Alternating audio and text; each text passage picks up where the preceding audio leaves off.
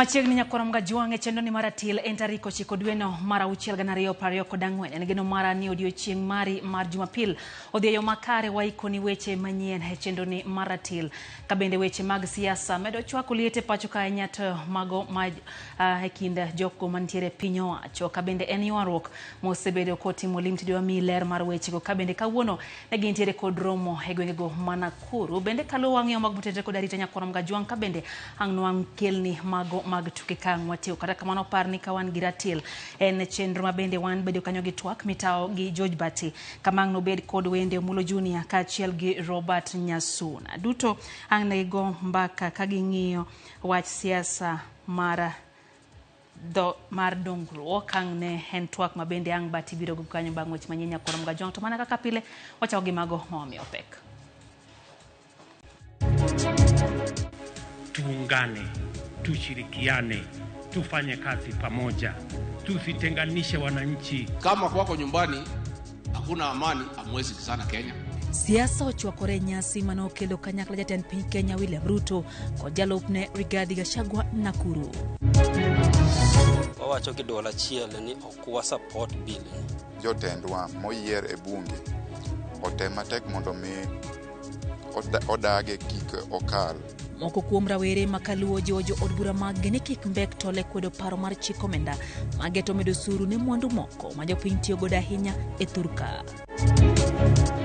Nyocha gacha utuchi madrepa ogo gi kijende mokari ariyo poni osiptal. Jod bura makasipulo mondo were koro kichore gi chien e wi weche ma osebedo kaluwore ni en monya otulo kod rocho kwe e alwora no.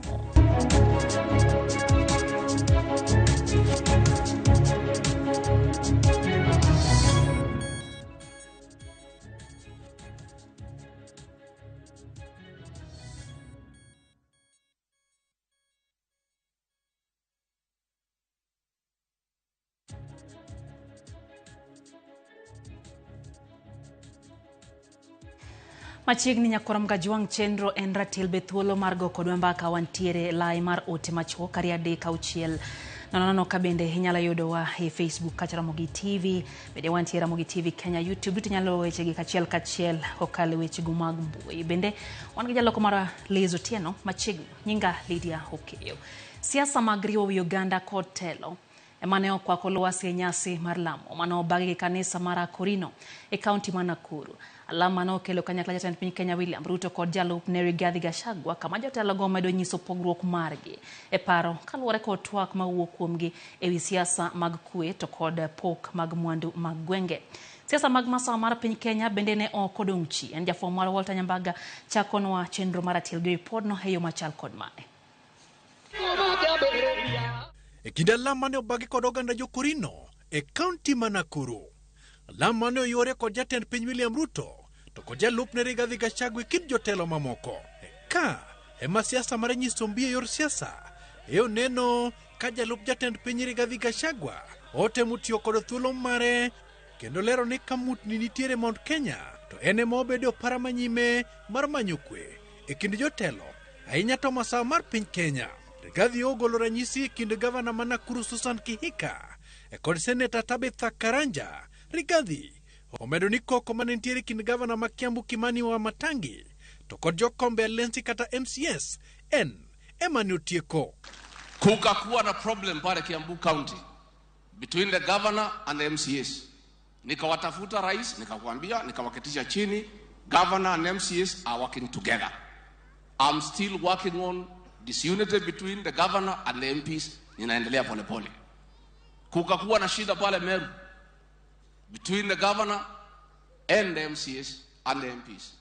Nikawaita, nikawaleta pamoja. Hapa Nakuru, huyu governor, huyu mtoto ya Kihika Kimani rafiki yangu, walikuwa na maneno na Tabitha Karanja, nikawaita, nikawaketisha chini, tukaweka amani. Nakuru inasonga. Gachagua okoni en jakwe, okja siasa mar pogo ganda mag dho udi, kaka jomoko lieko. Gino mawenge siasa neno ni obero kinde kod weche mosebedo kapilore mowuok kuom jo siasa mowuok Mount Kenya. I am on record as a great peacemaker and a man who looks for unity. Unity is bottom up. utaanzisha na wewe na bibi yako nyumbani mkubaliane. Because kama kwako nyumbani hakuna amani, hamwezi sikizana Kenya. Utoke hapo msikizane kwa kijiji, utoke hapo msikizane kwa location, mkotoke hapo sub county, county, region mpaka Kenya. And that is what we are trying to help the president to do. I think I have done what is possible within my limited ability. Na nitaendelea. What I want to say is that let people not create narratives that do not exist. Kata kamano, jood bura mag UDM uting'o John Kiarie, Kimani Ichung'wah, okone jalup jatend piny Rigathi Gachagua mondo otang' kod weche mag siasa mawuokie dhoge nimar ginyalo pogo oganda. Ati Kenya ni moja, rais ni mmoja na watu ni wamoja. Ombi hilo ndio tunatoka nalo hapa Nakuru, tukisema Wakorino wametuonesha njia hiyo moja ya Kenya moja, na maombi haya yasiwe ni kwa mdomo tu. Hata sisi viongozi wa kisiasa tukitoka hapa tuende na kauli hiyo moja kwa vitendo, sio kwa mdomo tu. Our determination kufukuza ukabila ni hii county ya Nakuru. If there is one place mtu hawezi kutuletea ujinga ya ukabila ni Nakuru County, because we have paid the price, because we have seen it only too often. Jatend piny William Ruto korka kore to olero ni sirikande ni kod ting' mar riwo wijo Kenya mok dhot moro kata gwenge. Ruto oko ni ong'eyo malong'o kama giwuokie kendo paro malong'o ni nitiere jok mane dwaro ni mondo okaw Kithure Kindiki kaka jalupne, makmana kalore kod iga noyiero mar tiyo machiegni kod Rigathi Gachagua. Wakati tulikuwa tunapangana pale, tukapangana, nikaita wabunge hawa, nikawaambia sasa nyinyi wabunge, mimi nataka munitafutie, mnaona tutapangana namna gani, tuwe na deputy wa kunisaidia. Hawa wabunge wakaongea, nikaona wananielekeza kwa vijana. Wakaniambia kijana fulani ni mzuri, kijana fulani wa bidii, kijana fulani ni wa namna hii. Lakini mimi niliwaambia hapana, wacha mimi nipangane na huyu Rigiji. Si ni kweli? Kwa sababu huyu Rigiji ni mtu ya rika yangu.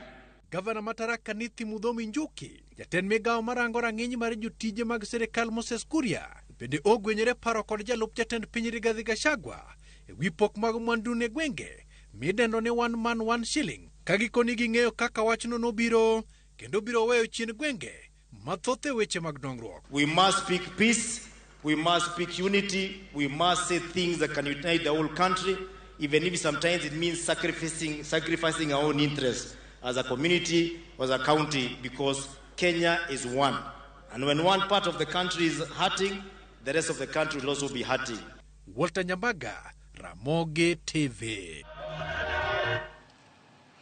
Kwa mbele nyakoro mga jwang jatend piny Kenya William Ruto olando ni obila ma piny Kenya biro dhi e piny mar Haiti e thuolo mar jumbe ariyo mabiro. Kolose nyasi mar lamo manobagi kanisa mar Akorino, Ruto wacho ni sirikal mare nyaka ketie tim winjruok mar jiwo kwe e pinyno mar Haiti. Olero ni ikruok ma odong' owinjore tieki machiegni mondo mi obilago ochak wuoth makamano. Wacho mae kinde matwak osebedo maliet ka en penjo en kabende Kenya ni thuolo makare matero obila mage mondo dhi oket kwe e piny mar Haiti. Tuna nchi ya baraka, tuko na nchi tumebarikiwa na Mungu, nchi ambaye leo inatumainiwa duniani. Watu wa Sudan wanangojea Kenya tuwasaidie, watu wa DRC wanangojea Kenya tuwasaidie, watu wa kule Haiti wanangojea Kenya. Pengine kwa mapenzi ya Mungu wiki ijayo ama wiki hiyo ingine tutatuma askari wetu kule Haiti kwenda kuweka amani. This is truly a blessed country. This is truly a God-fearing nation. And we are truly a great people. Mimi nawauliza kwa unyenyekevu na kwa heshima kubwa, sisi wote tuliopata nafasi ya uongozi, jameni, ndugu zangu, marafiki zangu, tuungane, tushirikiane, tufanye kazi pamoja, tusitenganishe wananchi, tusiwabague, tuwaunganishe ndio Kenya iweze kusonga mbele. I am pleading with you, my fellow leaders. Let us work together for the unity of this great, blessed nation called Kenya.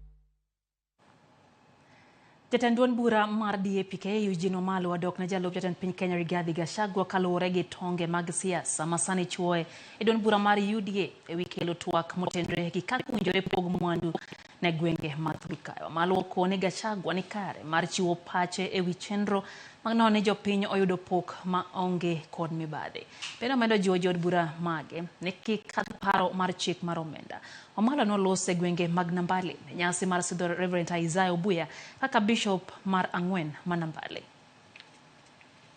Leo pia tunataka tuseme ule mjadala unaendelea wa ile mambo ya ugavi wa rasilimali za pesa za Kenya.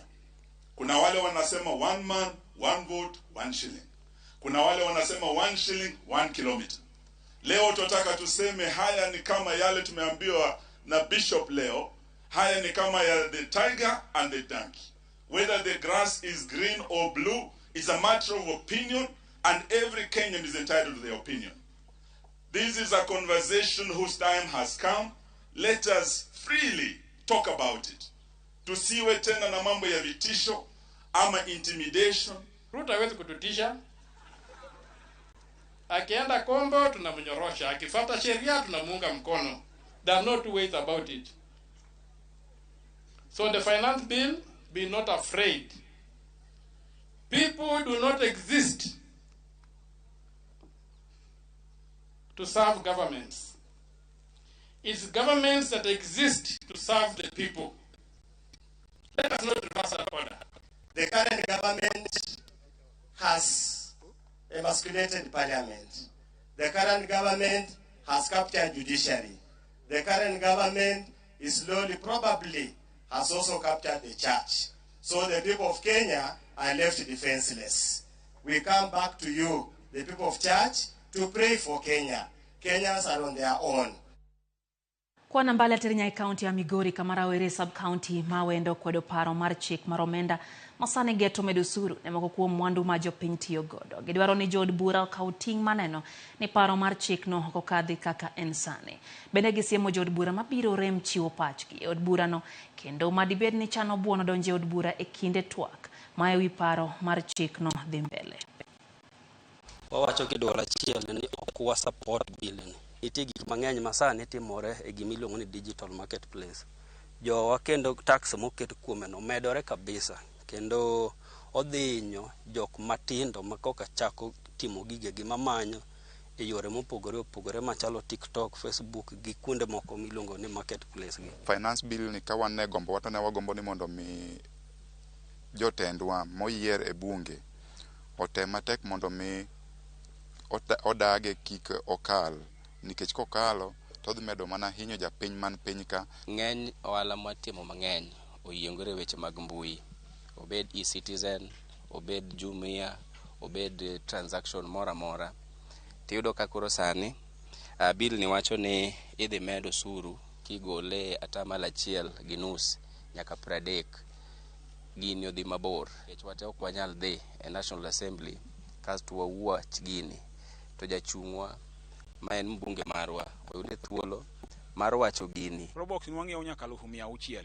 Otamo wasani nikech ne wabunge machon nosekalo finance bill makoro gini noidho ma Probox anwang'iewo 1 million point. Omiyo sani koro wan matek saidi. Apiko nwang'iewo 86,000, sani apiko ema sani kochopo wang'iewo 200,000 gi pesa. Koro nyiso ni jo ma nigi pesa kata ma gike madhi nyiewo gigi. Koro wan kaka kwayowa waneno ni bill ni kik dhi kal e parliament. Jakom komiti mar budget e od bura Ndindi Nyoro mabende en jaod bura ma Kiharu ojiwo dwaro mar jotelo keto wigi kanyakla kendo thegore gi siasa ma kidek pogo oganda mawuok e dhodi mopogore opogore. Nyoro loso nyasi e limbe mar lamo mano oterogi e kaunti ma Machakos ka gin kanyakla kaka jotelo ma pod rawere kendo ginyiso dwaro mane oni gijiwo kwe kod kanyakla mar jokenya ma ok nyayo sigu. Jaod bura ma Embakasi East Babu Awino en achiel kuom jotelo mano yore lamono mano bage kanisa mar Ikombe Catholic Church mantiere Machakos County. Siasa motenre gi paro mar chiko omenda kod budget manyien ne okowe chien. Na mnajua pia hapa tuko na mbunge sugu wa ODM. Anaitwa Babu Owino. Na mnajua ni mtu ya ile upande 100%. Wakiwa na mheshimiwa Kibagendi. Na mnajua sisi upande yetu tuko na hata leo ni mimi tu ya UDA hapa. Kwa sababu pia tuko na wabunge wa independent. Independent ni wawili leo. Hapa kuna mheshimiwa Kororia na kuna mheshimiwa Timothy. Na pia tuko na mbunge wa ANC. Mkiangalia hivyo na mnaona tunaongea kama madugu na dada zetu kama Kasalu. Hiyo ndio Kenya tunataka. Sisi tutaheshimu wazee wetu ambao wako mbele yetu kisiasa. Lakini hao wazee lazima watuheshimu. Maanake tulichaguliwa na wananchi. Hao wananchi walipokuwa kituchagua hawakuona ati sisi ni watoto. Mtu ambaye ako na watoto 3 na ana plan kuongeza 5, huyo ni mtoto? Jamani. Kwa Machakos wadhi county ma Homa Bay kama jaod bura makasipulo ngondo were ukichore gi chien e weche ma osebedo kaluore ni ene ma onyo tulo alworano. Were tudo rochruok mararita kwe makasipul gi siasa ma oiu ma okoni joma olap dhogindong na oko oneno sani dhigo nyime. Kagitiyo gira were ma okoni rocho kwe alworano. Koni nitiere liete mathoth ma osetimore kasipul matulo osemuoche ma ikelo gi jo siasa moko to bange to ene ma iluwene ni ene mokelo. Were olose kinde maluoro osebedo kasipul ewi chal mararita kwe kendo manyocha okelo nek mara Bongsa ma jahigni 35 wach mapodi nono kendo mayande omiyo mak dereba matia PCDF makasipul kaka chich. Sani yudhe yomo Kisumo, yomo Homa Bay, yomo Mbita, yomo Migori, biro threaten jeliel. Actually kalando negi goji magi puko chiemo makata ochoko chiemo kata neno kotim. To trend no continue pod wadong giga dek giwie. To kata ka ng'ato dwaro komo kiluonga ji okilima lima ji kanisa idhia kamano. Ang'amo ni tiyo gi ji mai kasipu. Ire tiende golo ji oko. Nyocha gacha utuchi madrepa ogo gi kijende mokari ariyo poni hospital. Tadwa kone ji, adwa chako gi police. Ka ng'ato timo makosa make kineno seria movunyo tere court. Court biro tuye kata biro weye. Obed ng'ama pinga make bogibide kabire police station kata ka go sime. Omiyo adwa joka sipulu bed gi kwe. Daka na paga uchiel bang sachiel midhiambo chenro en ratile rokamano kuom ketera mogi TV nyakona mga juang wayo matin kata kamana asingo ka pachang na ka moko kuom ote kama otingo Pastor Collins Odindo mawacho ni asedonje ratil ka entiere Bonde County Masiaya gen kanyo gi minode Alili Nyarka Bondo kod wargi Joseph Nyamwanda Mirasi. Ocho ni gima sani litnen kaka sani kuo mardie komedore koro gweng ma Koko South Sakwa Ward kaeto wacho no kwa mondo bila okony gi weche makamano. Fred Osuru wacho ni go siasa e kanisa nyiso picha marach kaberto chik mondo ominjo beni loko jalup ker obonde oyier bang kura gi ker molo ni oyier gi kanyakla mondo mi uthegi kaka jo siasa. Mano pach Fred Osuru ka intie Dandora County ma Homa Bay. Nano Lex kawuoka pany komolo wacho ni Gachagua kawuono ndisore manade. Haya, erokamano. Ramogi Joram Owiyo Gao ma wuoda hero wacho ni entiere kodwa gin kanyo gosiepegi wacho ni gimora ahinya. Reverend Dalmas Oyiera ni kacha inbende iwacho ni sacho kin kaka pile kendo wacho ni iwuok ka siruti hawendo wacho ni Joramo ni nyaka ter police e gweng mar Haiti wacho ni otergi kika ter dota chiel kik police madhikona. Mano pach Dalmas Oyier Reverend to yo matin mendo atil kikidhi mabor.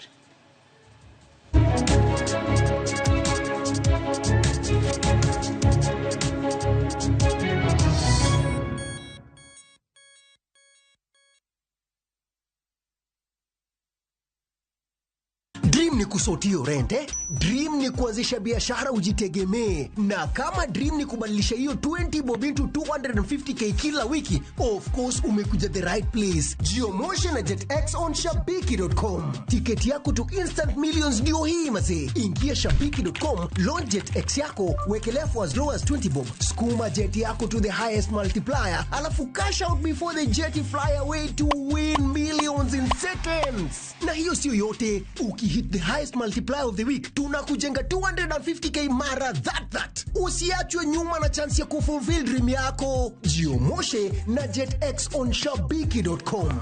Mina dai wote twenda hivi. Not for persons under the age of 18. Authorized and regulated by BCLB 359. Doors should not hold out opportunities. Doors are the gateways to progress. Ones that hold the key to equality. Let's take doors to places where there are none. Let's open big doors and small ones. KCB ni yetu. KCB is mine. KCB ni yangu. KCB ni yetu. For people, for better. When your kids learn to be independent, you're giving them a great start. Prestige Margarine. It all starts with a great start. Now comes in the original and vanilla flavor. Wakeloni mo mar del mar Sawa Milking Jelly mo wuok Pwani Oil Products. Mo mar pien del mar Sawa Milking Jelly en mo maonge gima omedie kendo ober ahinya e rito pien del. En mo maleny ne ok yot, orito pien del kendo entie yo kebe molos maber mamiyi tich mayot seche ma igwele ka idwa tiyo kode. Yud ber duto ma pien dendi dwaro ka itiyo gi mo mar del mar Sawa Milking Jelly. Ma en mo ma inyalo geno kuome. Ober ne yiero mari, yud mari kawuono e duka man machiegni kodi.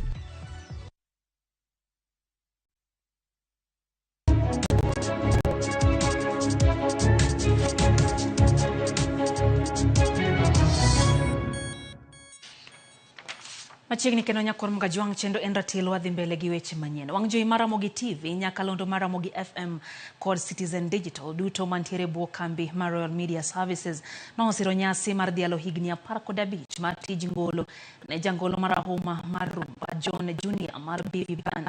Nyasi no mano bagi Carnival Grounds e boma Nairobi noyo johera mag rumba alufe gi alufe otieno manyoro. Jachung weche marwa Ken Muga miyo walere wi kaka nyodhial nyasi no mar Nyadhi Festival. Otieno mar ngeso, johera alufe gi alufe mag rumba noyuoro Carnival Grounds e boma Nairobi e nyasi mar dhialo higni 15 nyaka ne jathum marahuma John Junior ne chak goyo thum. Nyasi ma otisni Nyadhi Festival.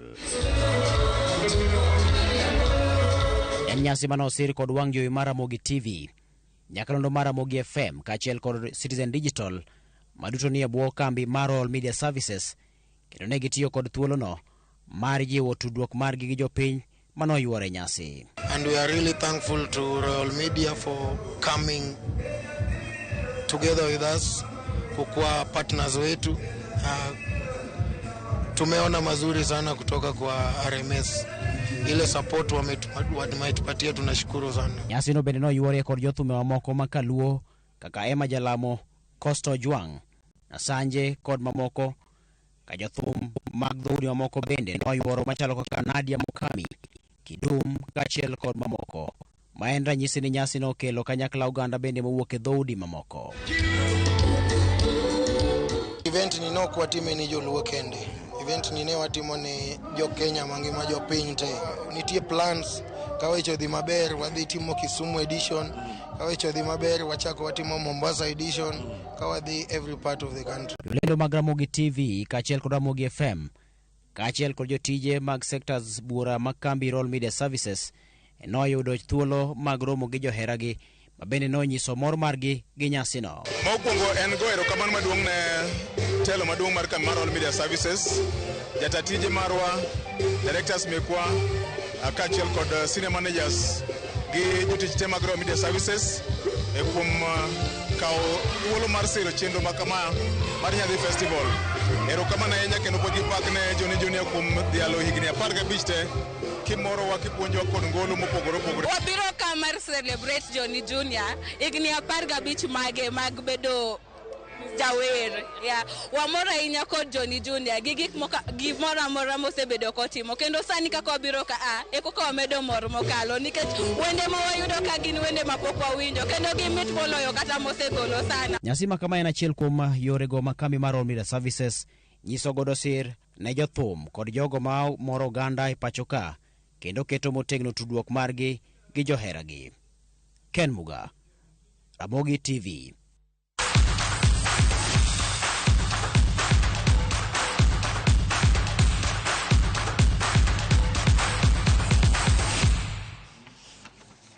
Club mar Kisumu All Stars no kao kombe adhula League mapiny mar Wakeni National Super League banglo club mar Mombasa Olympic gondi ade kuom ariyo e lap Dandora Stadium e county ma Nairobi. Loch ne All Stars miyogi otiko mar tuge league maduong' e season manyien. Jatugo Monica Aitot noloo ne club mar Kisumu All Stars gol mokwongo, kata mano Mombasa Olympics noyudo gonde ariyo mapiyo okalo kuom jatugo Bush Nell Sharon mano oloyo e dakika mar 28 gi 39. All Stars noduogo bang' jotugo wuok e yueyo gi paro mopogore ka jatugo Oraro Rosemary gi Etot noloyo gonde ariyo mano miyo Kisumu All Stars loch gi okombe. E tugo machielo gol mar jatugo Linda Juang e dakika mar 29 nokonyo club mar Kisped ng'ado tiko madonje league maduong' mar Wakeni bang' loyo club mar Kayole Starlets gol 1-0. Nasema hii NSL it's a very good tire in terms of kupatia wasichana platform. Imewapatia nafasi kubwa sana ya kukuza talanta kwa sababu sasa hata ukiangalia NSL na Premier the difference is very slim. Kwa hivyo imewapatia very good platform. Na ningependa ikue zone moja kushinda kuwa zone 2 so that ikue more competitive. Team mar Cabra Sugar FC noloyo team mar KCB FC points padeko dario kuom 20 kendo loyo kombe mar Enterprise Cup ya lap mar RFUE Grounds ka loch mar Cabras en mar adek kaluwore. Josukari ma Cabras nochako tugo maber kendo yudo try mokwongo kokalo kuom jatugo Humphrey Asligwa kapok Ntabeni Dukisa medo points kokalo kuom conversion gi opich choma ka odoko ne ja bengi ma KCB noyudo points 6 kokalo kuom jatugo Elvis na Musasi. Cabras no dhi nyime gi manyo points tok jotugo wuok e yueyo ka jatugo Dukisa no medo Cabras try machielo. KCB noyudo try machielo kokalo kuom jatugo Shaban Ahmed kapod ka Cabras medo points kokalo kuom jatugo James Olela mano miyo gi loch mar points 3-2 kuom 20.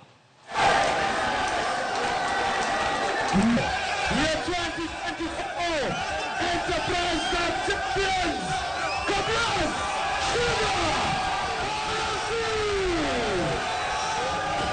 I think one of the most important parts, we played in the right areas and we made bad mistakes in the right areas and we defended like Trojans.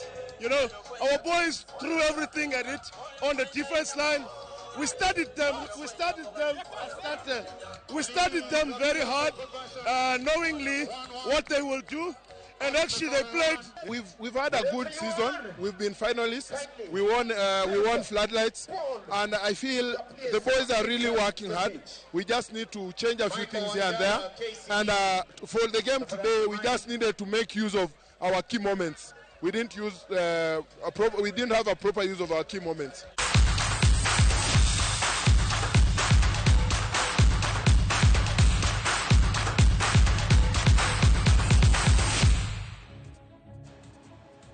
Wateo kidieny mokwongo maratil haneno ka obila shemo tho wacho ni ya wuotwa makalo kikiyejo sitati kod gi wechego makelo tule gwenge. Mwalimu JJ gi mwalimu Bernard wacho ni gintie kacha gricho twak maratil ka ireno bende Monica Kumu kantie nyakacho wacho ni entie kod jo siasa were weche siasa gikelo weche ma nyalo kelo dongruok ne oganda jo Kenya. Sane wacho ni piny Kenya ni kama tek oganda jo Kenya bende chandore nyakora Mgajuang nikech sayie na hangade gi kanyo. Stephen Oteo mwalimu bora ne ni kacha yani kechaweyo kanyo thuolo ne George Bati gi twak maratil ka en kanyo gi wende ariyo mabende osechope studio kae kama oting'o Robert Nyasuna madhi twak e lo Azimio la Umoja One Kenya Alliance kachel gi Omulo Junior madhi twak e lo Kenya Kwanza gedhi ng'iyo siasa mar ndhogruok. duto e chendone maratil. To apmita gi George Bati hawe kanyo nikech twag no nyinga Lydia Okeyo wasebedo gi Lizo Tieno jaloko moro nere kero saa 3 e weche manyien mag Yumore.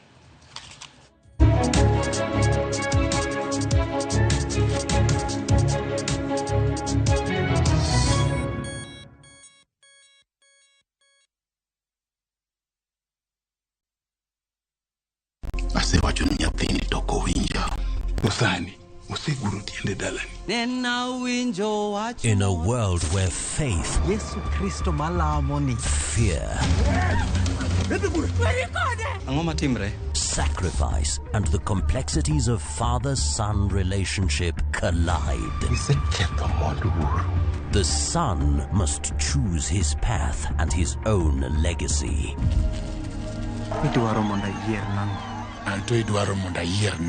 Watch this emotional and riveting story of Dennis in Where the River Divides. Watch the best content on the go only on Viusasa.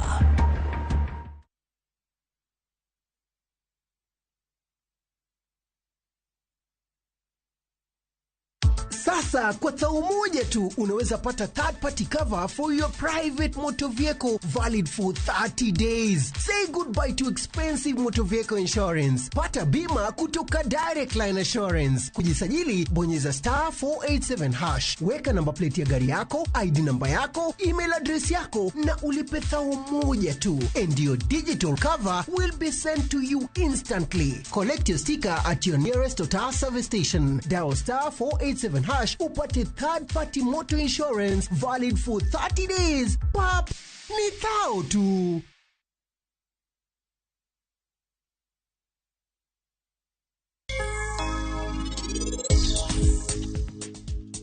Samaira sai, in kedi ka ime nyalo dak gi sarab. Odono ini bed bute. Ngima ko bimiyo athulo mar ariyo kendo. Pari ini won. Yuvi! Onge gimora mora ma Yuvi bro wacho ni nikech en sani okodwe wuoyo gi ng'at ma nonego wuongi. En okodwe rito kendo okodwe neni. Okobi wuoyo koda nikech in. Ionge kata wich kuot. Kapo ni un obiro gombo neno mamau, abo dwaro ni mondo un upar miriambo ma en nonyisou higni 5 manokalogo. Yud ber duto ma pien dendi dwaro ka itiyo gi mo mar del mar Sawa Milking Jelly. Ma en mo ma inyalo geno kuome. Ober ne yiero mari, yud mari kawuono e duka man machiegni kodi. May you be blessed in your coming in and your going out. May your name be mentioned in a room filled with opportunities. May you have a Midas touch, and everything you touch, may it turn into gold. Blessings. Dial *811*402# to get blessed.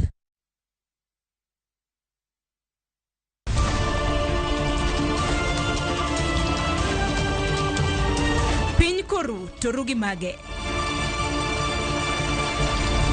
Weche manyien. To chuny mbaka en nyiero, ywak kod muodo lak. Matwak kod duond jopiny. Nyakoro mogia jong machiegni neno weche manyien.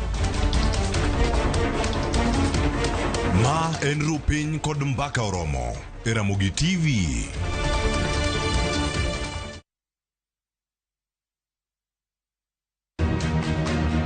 E piny kama era gi gombo chopoe. To chal nade? Rio nade chiega? Hera mane nie kindgi ne en hera ma ji duto ne nyalo bedo gi nyiego godo. Jok manotedo, jok manoyudo dichuo, chuora. Kari dwaro na tim nade? Yiero mora mora ma ng'ato timo nyalo kelo chandruok. To anasekweri. Brenda, wakiluo ngachi, asekweri wach masekweri. Fweny sigand hera, andhoga kod warruok. Kofitri kuta, chakotete. Oginga ewi Nam Cinema, Jumapil, saa 2:15 otieno kod saa 4 otieno. Mana e Ramogi TV. Kick by.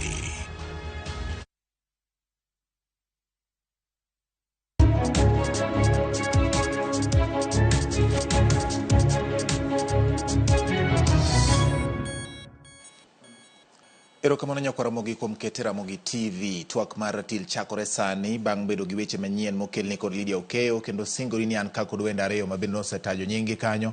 Adwa ni mondo sani koro arwaki achiel kachiel e Ratil. Ratil ma kawuono dwe ndalo 9 dwe mar 6 2024 nyakwara mogi wadani wagoye mbaka. Ni to bende ka wang'iyo piny Kenya, siasa ma wantiere godo chakre ndalo kwere nyaka tinende osebedo machal nade. En siasa mar ndogruok. Kawuono omiyo maya, kawuono ng'at machielo ni machiegni, ng'at machielo ni mabor, ng'at machielo kel machiegni ogol ng'ama ni machiegni oter mabor.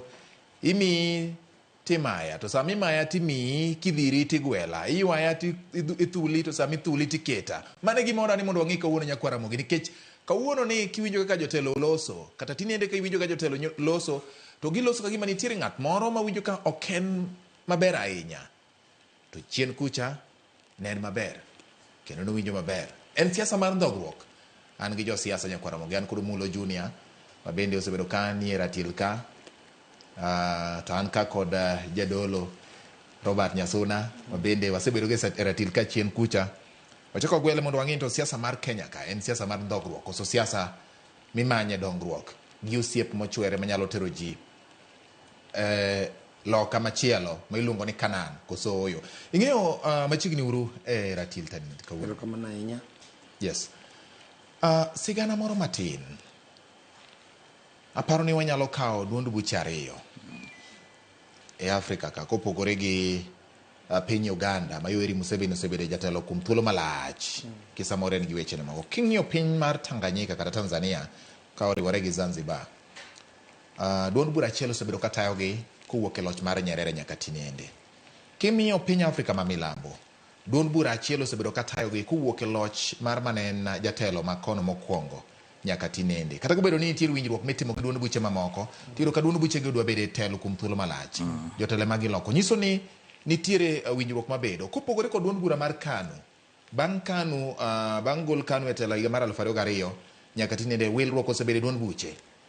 Kiwuok e NAC National Rainbow Coalition mano bedo kaso kel PNU be biro bang'e no to Jubilee bendo biro sani koro en UDA. Nyiso ni lokruok to jotelo ma bende donjo wilore gi duond buchegi. Ang'o matimore piny Kenya mopogore kod pinje mamoko ma samoro chiwo ranyisi margi. Machiegni nya Robert mokwongo kaw thuolo mar moso nyakwara moga jwa. Erokamano ahinya George Batia kaw thuolo ni mondo mos jokanyanam duto te ni oyimore uru. Kaduoko penjo ni no madawa maduong' kawuono en siasa mar dhogruok. Yes. To kaduoko penjo ni Kenya kano chopo higa mar 1992 ne wabedo gi multi-party democracy. Ne okel multi-party democracy ma oyie nikech gima ne wakale kata mane piny kale kokalo kuom chama achiel mane iluongo ni single party.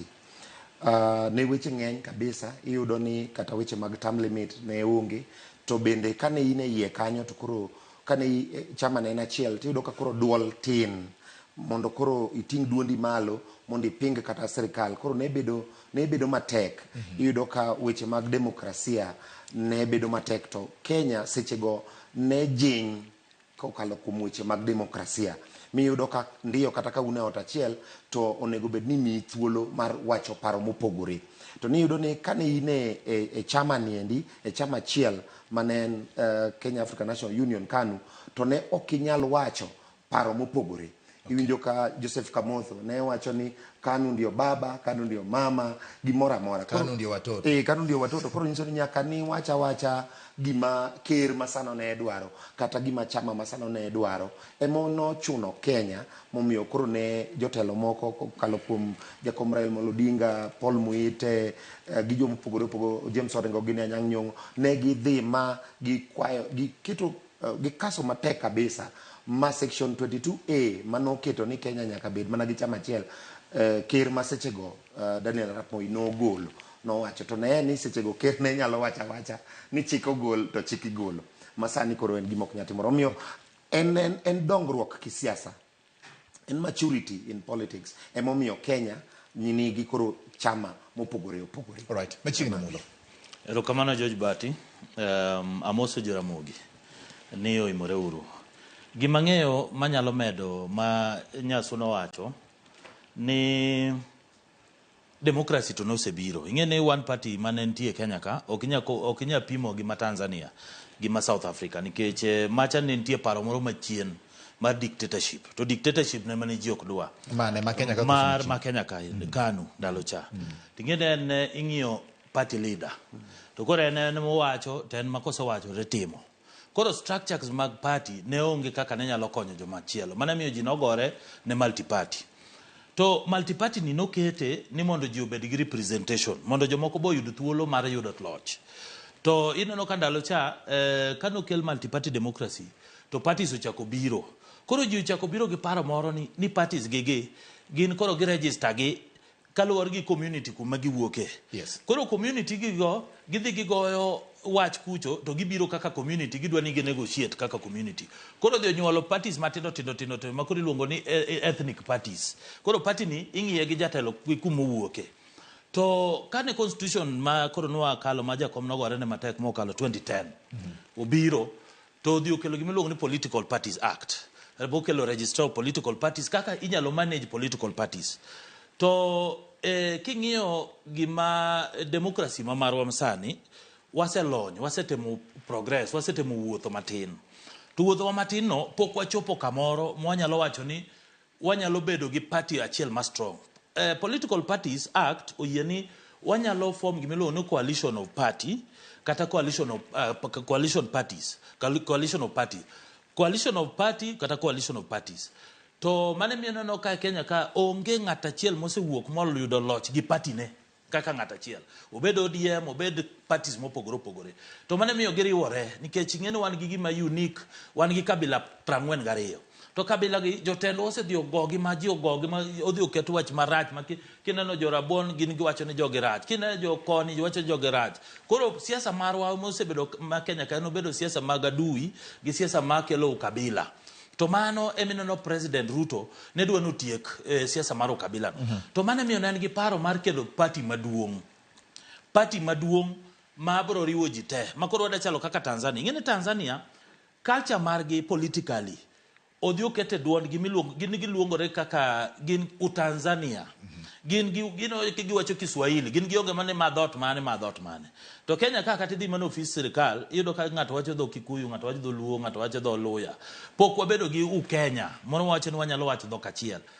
Namba 2, king'iyo South Africa, gin gima iluongo ni proportional representation. Party gi olos structures maber. Ma party ema yiero ng'ama bedo president. Ok chal ka ng'ino koro Kenya ka ing'eni onego bed ni party king'iyo ma Tanzania gi ma South Africa. Yes. Party onego bed ni en party ma ka ng'ato chung nikech idea mare. O gik mowacho monyalo timo ne jopiny. Yes. Ok ni wan wowuok e kabila maduong', wan mancho kelo 4 million, wan maka onge to ko yud loch. Koro ka ok iruworu gi kabila ni, koro wan kwan mogoyo kaka political strategist e Kenya ka, ning'iyo ni kabila ni wabo yudo namba ni, wamed gi kabila ni, wamed gi kabila. Koro yudo ni kabila matin maonge jicha gino ginya bedo president. Okay. Lakini koro mane miyo wadwa ni waket party maduong'. To party maduong' kata obed mana coalition, obed party maduong' ma ji gore iye ka. Ng'ato kadwa bedo president, kata obed mana jaluo, obed mana ng'at mowuok Kuria, obed ng'ama mowuok, to en gi paro maber maliw mar rito Kenya. Okay. To nyalo kako nyalo rito Kenya. An gi penjo moro ma tudore mana gi weche mwawacho kawuono. Kele e wach duond buche siasa. Gi dongruok mosebedo e piny Kenya e weche mag demokrasia gi bedo gi duol. Wang'e ne duond buche mosebedo e piny Kenya ka. Wang'e kata mana kinde mag welo mag duond buche. Miluongo ni party primaries kata nominations. Achako gi higa 2002 mae kama koro samoro jok mathoth nyalo ng'eyo kaka siasa nobedo nikech kanye kama koro ji onene campaign moro mar lokruok ka koro KANU wuok e telo ka duond buche mamoko gi koro chako donjo.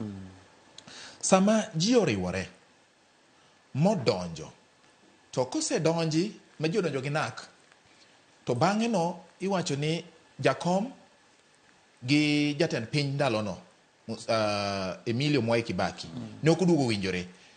Ng'ato wacho ni an chal ka gima indhoga ka. Awuok, jakom yware gi chien. Gidhi Kasarani, iloso ODM.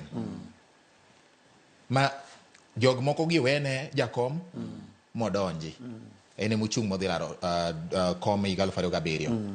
Bang'e no, ka weche tungni owuok, to iloso coalition government, kata sirikal mar manywanda mar Barwa Barni.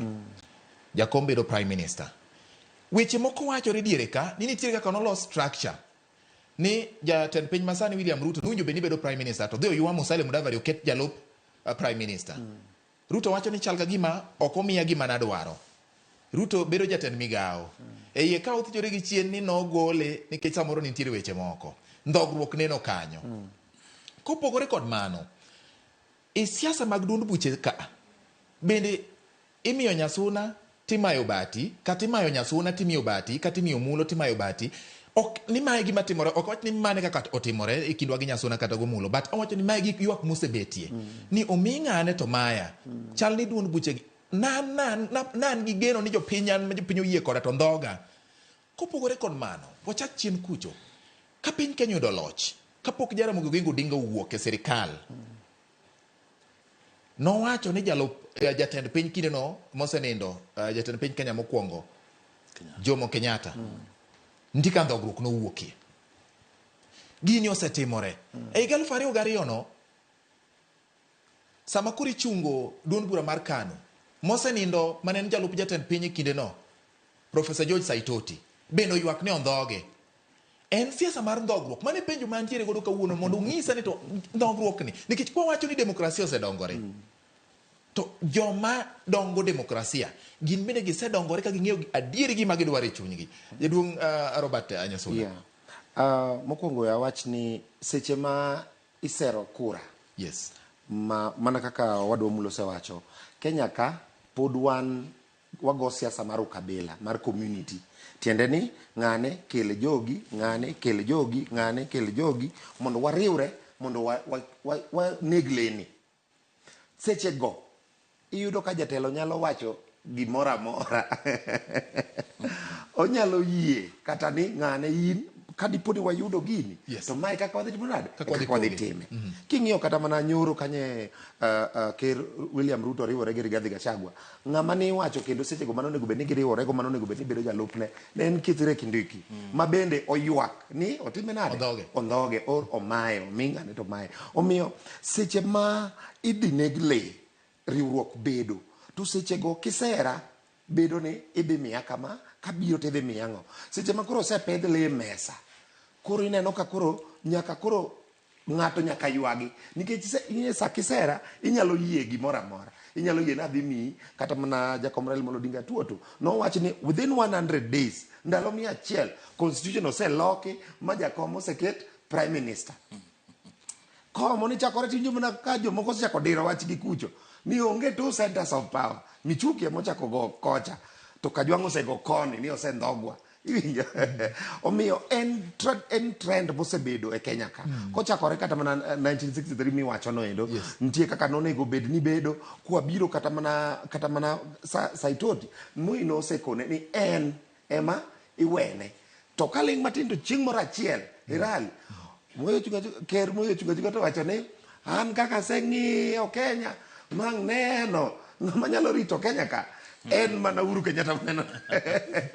Yes. Maji obuok kata Kalonzo gini ni kanyo ne ikore seche go yudo kanyaka Jakom Raila Amolo Odinga osebano NDP modonjo molos gi miluongo ni New KANU.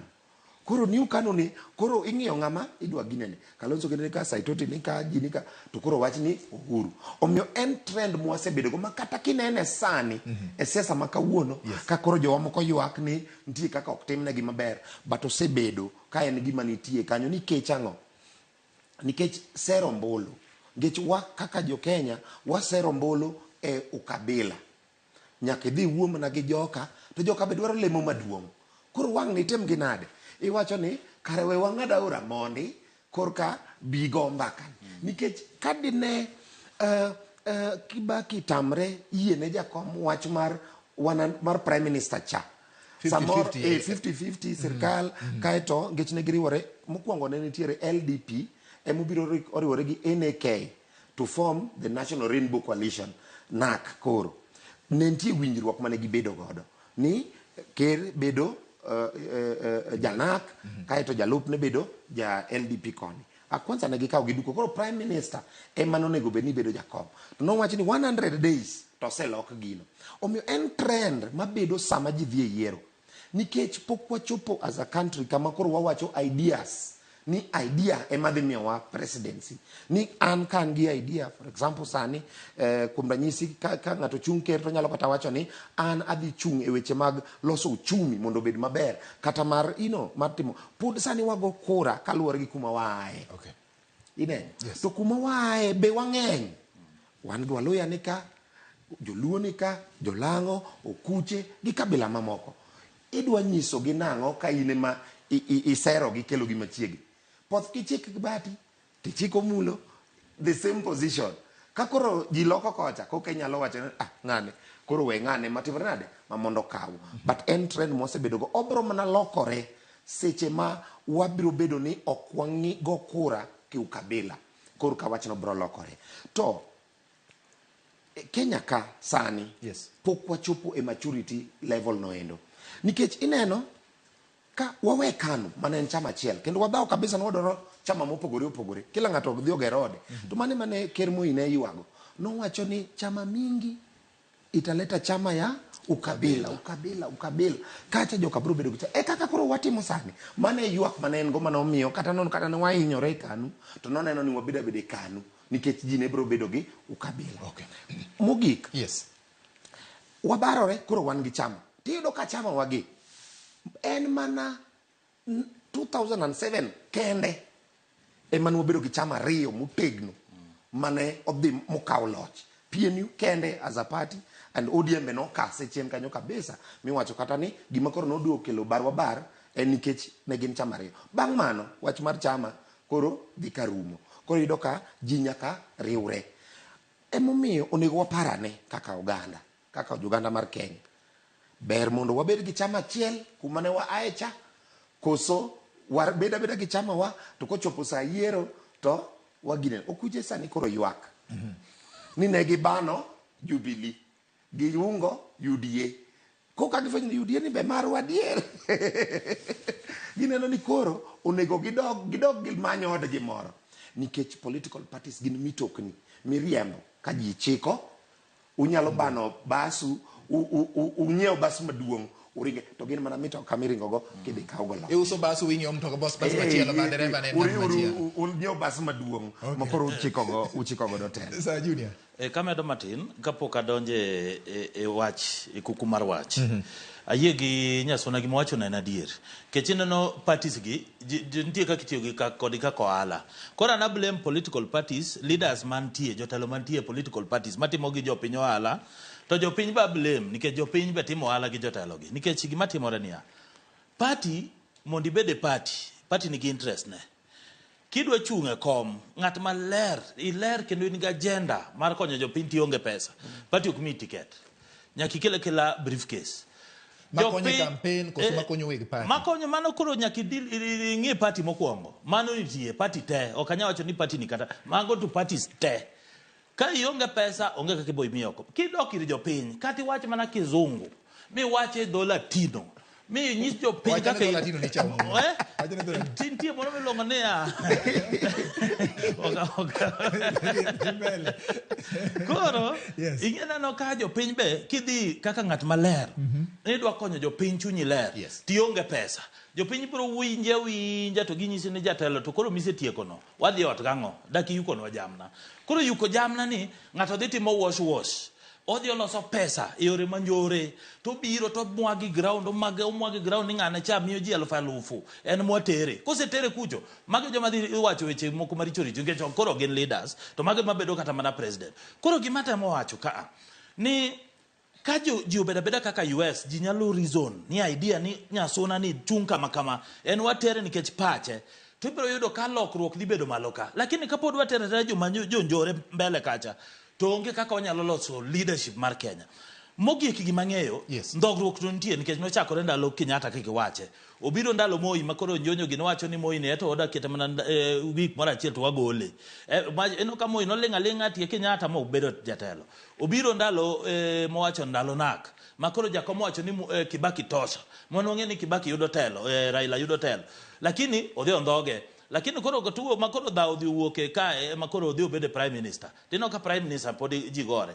To ndogruok gimimiyo ndogruok bet magi manomol. Ndogruok to nyaka bedi. Ntie gik moko ang'wen. Mokwongo, E siasa nitie gimiluongo ni gentleman agreement.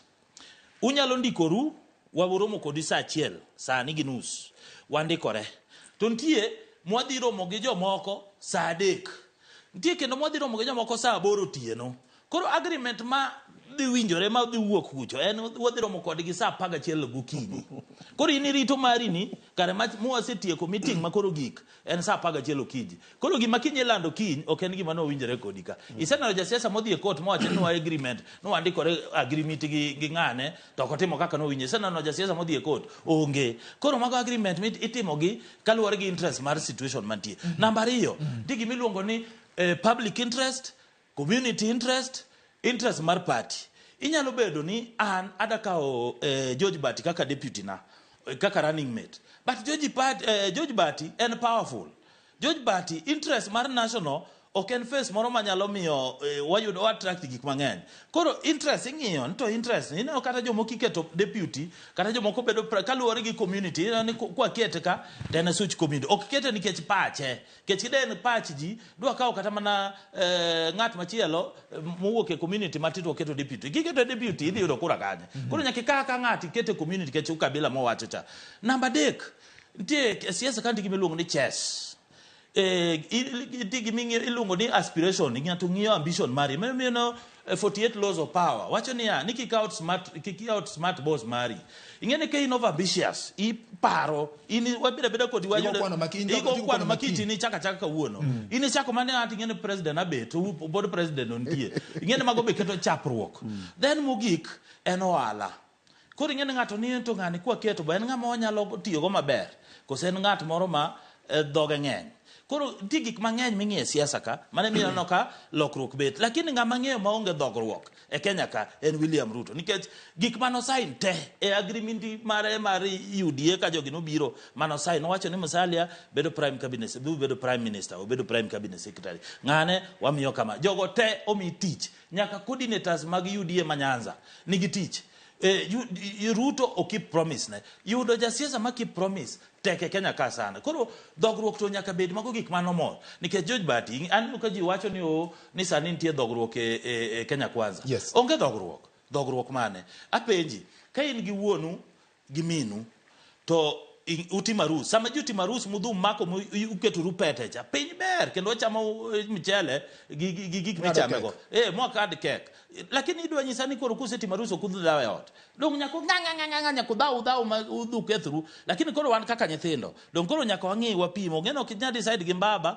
bo kinya decide gi mama kende odni iyudo ka wuoyi maduong eno nindo okowi ok ti maber to wuoyi matin cha eto riek dhoge ng'eny odhi mbele onge nyaka nyathi nyaka yungruok moro bede iye koro mane yungruok mantie UDA ka nikech nitie joma thindo ma gin of ambitious gin gisego kwan mambele koro gineno jodongo gi gidwa dio tiendgi matin koro mene jodongo go ok nyal koro gimegi doga community kucho ma gidhi giwacho sa dhogi mondo koro gibuog jogo ni kare kutemo nudwa gola to nitie kaka bro bet nitie kaka wadhi ringo. Yeah, ka chomo kanyo matin George ndogruok wan ngini wan jo ODM kata jo Azimio wang'iyo gi chien maber kendo wan waonge kod gi wach gi tema gi pango gi kaka gi lakini wanyalo mna diro wach ni ya gi pango koso gi kethi kaka ber negi gi tim kaka ber negi lakini gini en siasa en go kwano ma 2027 ineno nikech king'iyo e laini mar okuche kacha jatendo kuche machon nyocha en migosi Uhuru Kenyatta koro kineno ko onge koro nyaka ng'ato position kendo ngini ka Rigathi oweya position no nyaka many position mo bed mo ketre kaka jatelo mar dot mar oganda mar Okuyu ka ok obedo tibro yudo ka ng'ato machielo chak timore nade ka komno mabede kende ma command mar ariyo en ni ka ok otang to kata kome mobeten inyalo kawa ma loki mang minga machielo kata kamano kwanono kata ogoye gi kwe makik bed ni nenre ni koro dot gino e dot malich ahinya turka nikech kaka koro weche dhi ineno ka koro kata padri mag kanisa sedonje josiasa moko sedonjo sewacho ni kumulo ng'ani to kata gini oweya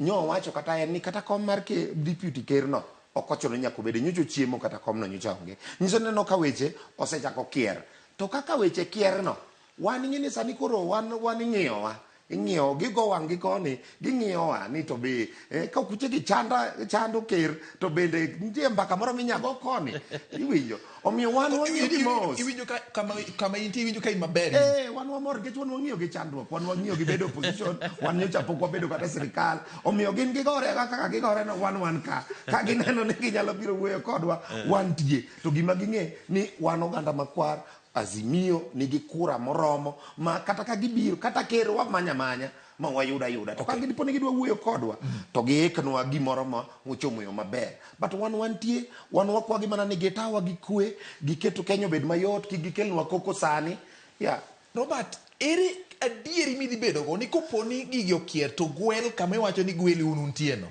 un to kubo neno gik manenore gi ma gima penjo nikech wang'iyo gini kadhi mbele adieri mani mudhi bedo godo koponi magi otimore mulo gi ni opango odgi ano ok opango odgi wamepangana e odgi ma ochopo kama samoro koro giwacho ni kaka iwacho ni jomoko wacho ni kaka koro bet kamano kare wewa ere gima dier ma bedo ni ng'ato kogwel mopogore kod joma nitiere sani to onge tungni mabiro bet mar ondhogani ing'eni tungni masani ok en ni otuon ng'ato gimoro en ang'o ma Rigathi Gachagua dwaro ma pok ker omiye en ang'o ma community mar Okuyu dwaro gin gi attorney general gin ma gin gi majority leader gin ma gin gi kombe mopogore ma kar jotend migepe be gin ga gina motegno kabisa mar finance gin go nyaka mar internal security gin go onge gima lich ma nyalo wacho no magi gima timore sani en mana ich lach mare wuon iwinjo omiyo wan waikore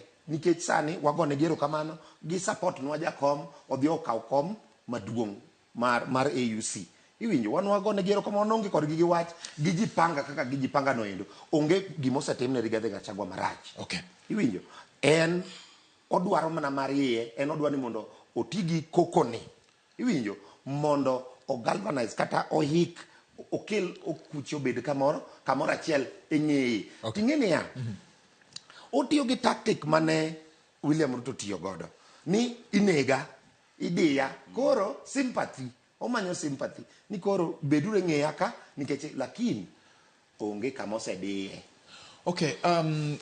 Robert Nyasuna wacho ni en andika manotiyo yiero mokalo ema samoro jalup jatend piny masani Rigathi Gachagua bende temo tiyo godo to king'iyo siasa mar William Ruto nokodok e oganda nodhi ywak oganda ne en ahinya ne ong'eny alwora mar God Kenya kama Rigathi wuokie en korgi kocha nosewacho ni un bedura beda gi kwe wamany oko koni iparo nade ka jalup jatend piny koro dok e oganda ne emodhi ywake bende en gima omedore godo uma koso en chalo ng'ama koro dok ng'at ma samoro kata le moro magero yalawo koto ringo dok odhi ywake ei ot anyalo wacho gik moko ariyo awinjo ka Nyasuna wacho ni gin koro ging'iyo wang'iya gi mor wada ing'eni nindo ting'eni gikia ni wambe wamiyo gi gima gichamo wamiyo gi chogo gi gweno kendo gigoe koko gidero koro ni giji margi nga gino gigore joka kethre joka ringo koro ngeni ya gin mondo gibed piny gichor kaka gidwa kawo telo 2027 gin gionge go gin koro wamiyo gi gima gichamo dhogi opong sama dhogi opong no wan wajipango gi gimbe mano strategy ngeni ji nyaka ng'e kaka siasa ringo namba 2 gimoko wadwaro e Kenya ka en ukabila manto kata president owacho to mane mimino ka ne technical committee mar kelo maja mar ANC gi UDA iwinjo to kendo wadhi time yo maber kwasetieke mbele kucho kata mana Nyasuna gini ko poni gi bechuji olor wabira beda kaka jo Kenya te Kenya ni en mar ji te ok en mar jo kabila gimoko wadwa ni koro jomoko go agogi ng'eni jogot gi jo chak ilo nango jo rabuon gineno ni Kenya margi gidwa ni to mane gimoko wadwa ni Kenya te obed mar jo Kenya te but gimang'eyo gimatimore gi rigiji ni kaluwore kaka noyiero kaka ne watimo yiero ing'eni president emano oyudo kura ma Mount Kenya nok en mar Rigiji nok en mar jogo nokelo te lakini wach kaka no influence mar Rigiji obedo deputy ing'eni nokobiro gi ji koro gima timore Mount Kenya king'iyo leadership, king'iyo county ka county nigi kingpin. Kidhi Kiambu nigi kingpin, to Moses Kuria, Kimani Chungwa. Kidhi Kirinyaga nitie kingpin, Ndini Nyoro gina Murang'a, Ndini Nyoro nitie kacha gi jomoko ka. Kidhi Murang'a Kirinyaga nitie Anne Waiguru. Kidhi Meru nitie Kindiki Gene. Kiduo Embu nitie governor Mamioni, Cecil Mbarire. Koro county ka county mar Central nigi kingpin. Koro balance power. To balance ni ineno ka Ndini Nyoro kowuok matin tino ka temperature bedo malo. Koro ng'eni poko yudo kako nyalo mako joge. Koro ng'eni mondo mak ji nyaka ibed gi sympathy ma koro Nyasuna wacho ni. Kendo riek kanyo kabisa. Sympathy nyaka buog joka. Ibuogo nti koro jomoko ma idwa tigi jogi mondo pogwa. Koro mondo joka oluwe te. Koro gima rigi ji timo otemo geng'o ni mbele kupo ni dwa wil deputy. Jogo dhi yudo ni apek. Ntie ji ng'eya. Koro ok bi wacho ni an kenda. To kopo ni giparo ni gidwa loko to lakini ging'e ni joka dhi wegi. Koro embo temo mana mako ground mare. Yes. Koro kose mako ground mare to odhi mana dok mos nikech ino ka sani kerno nyiso vijende kani ang'eyo nikech an be mana kelo kendo wuoyo maber. Tadwa ni temperature no wabu menta lakini temperature unuket mana mati mane miyo na kauri gijia keto kaka deputy. Owacho maler. Koro temo mana nyiso vijende ka dili nguru mos. Kech vijende ka bingene chako panga, gichako ng'iyo kaka gimbe gidwa ng'iyo kaka 2032 dhi ringo. Yes. Kech 2032 dhi bedo maro vijende. Kanyo to koro kama koro tingo vijende ma koro rembgi liet ni. Buro gibe gijipanga. Koro ginano ni rigijibe kopo ni gidok 2027 onego beni power ni onego bedi rumo. Koro kingpin mar central odong nono kaka no uru wuok po gibedo gi ng'at mar riwogi. To ng'ama ne riwogi ne en ker ma William Ruto. To kel William mano kuodgi. Koro po giyudo ng'ama ritogi. To jomoko manie Azimio Kioni nikia dhi Limuru Tugi gin gigaga dhogi mondo gibeda ni koro giriwore kech kane giwacho ni koro tie vacuum. Onego bedi Martha Karua kawo kata mana kingpin no to tame. Koro gimbe rigijino beba pod pango gi Limuru 3. Koro ng'eni gigie en nyisi ne kujipanga. Koro onge gima osekethore gima Nyasuna wacho ineno dhogruok mane nitie chien. Iyudo ka jatelo maduong' mane wuok oko kata be king'iyo kaka Uhuru gi Ruto ne wuoyo.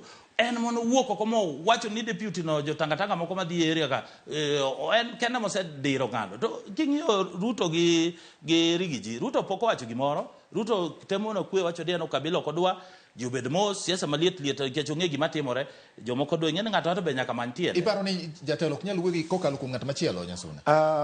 Gima wach madhi summarize wachno duto magibed ka ging'eyo ni kata mana iluongo ni friendly fire also ban tiende niya kata mana mach maot muwacho ni ma watugo ga tuge odwa ka be nyalo weng'o nyalo wang'o kata nyalo wang'o kata odno. Friendly fire mineno koro giwacho ni mama na ma odwa ka marigi ji tiyogo mondo ngino tiyo gi mach mondo pang go Kenya Kwanza. Utiyo gi mach, utiyo gi buok, utiyo gi luo, obuogo ji mondo opang go ka. Seche mutiyo gi majno ema biro lokore mawang'e. Iwinjo? Mar ariyo, wan kaka ODM and Azimio waonge mpango mora kendo. Mpango wa en Raila Amolo Odinga. Obedo ni odhi oko, obedo ni entie wan Raila Amolo Odinga emwarito wache. Sanun jo international. Iwinjo? Wago malo. Iwinjo? Wan bang Raila Amolo Odinga. Ok wadwa ni mondo wabed gi paro mora kendo. Ene mobiro pangowa kendo ing'eni ya George. Ji mang'eny, jogewa mang'eny osendhi tiyo gi sirkal. Kendo ndalo duto iyudo ka jogewa wacho ni waweuru Raila wadhi wati gi sirkal. Ndalo ma waseneno dongruok kaka oganda en mana ndalo ma jakom Raila Amolo Odinga oriwore kod sirkal kata kelonwa dongruok no kata oyawonwa dhoot. Mane masaa mwasenene dongruok. Kineno kata mana tuo oriwore gi Moi mane sama waneno dongruok. Grand Coalition Government emwanene lam gi ndeche gi gik mabeyo. Ka nying'iyo kata mana ndalo handshake emwanene port ma Kisumo minyalo ger nyaka meli Kisumu. Dong jogewa ema tiyo kanyo kata ohendni wa ok ema supply gi. Omiyo wan waonge kod wasiwasi. Ineno ka jakom kata sani nyo wicho dhi kaka no wicho dhino. To sedhi mochako manyo gimoro maduong' kom mar AUC ni. Ineno ka en gima nyalo duogo mondo kata ka ok okonyo Kenya mangima to bipoth ka okonyo Uganda.